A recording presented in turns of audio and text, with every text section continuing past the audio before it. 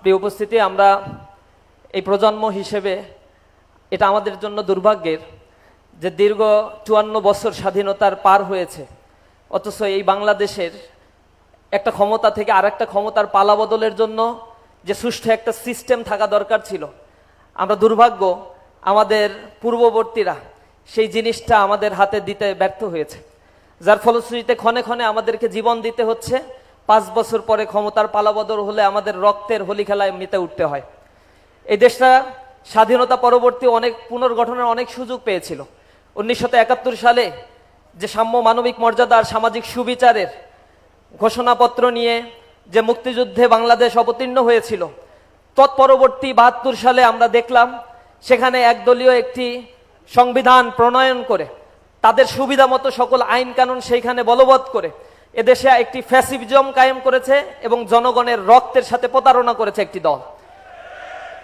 যা পরিণতি হওয়ার তাই হয়েছে তাদের। এরপরেও বাংলাদেশের মানুষ ধৈর্য ধরেছিল একটা পরিবর্তন হবে। ১৯৯০ সালে মানুষ আবার স্বৈরাচারের বিরুদ্ধে রাস্তায় নেমে জীবন দিয়েছে, আরেকটি পরিবর্তন এনেছে।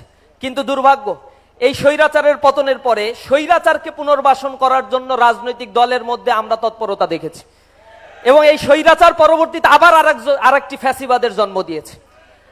এই ফ্যাসিজম বাংলাদেশে গঠিত হওয়ার পরে এদেশের জনগণের মৌলিক মানবিক অধিকারগুলো যখন নষ্ট করেছে, আপামর জনতা রাস্তায় নেমে এসেছে। কোন রাজনৈতিক দলের ইনভাইটেশনে তারা নেমে আসতে পারে নাই, তারা আস্থা রাখতে পারে নাই। কিন্তু তারা যখন রাস্তায় নেমে তাদের অধিকারের কথাগুলো বলে ফ্যাসিজমকে বিদায় করে দিয়েছে রক্ত দিয়ে, এর পরবর্তীতে আরেকটি সুযোগ এখন জুলাইয়ে আমাদের আসছে এই দেশটাকে পুনর্গঠন করার।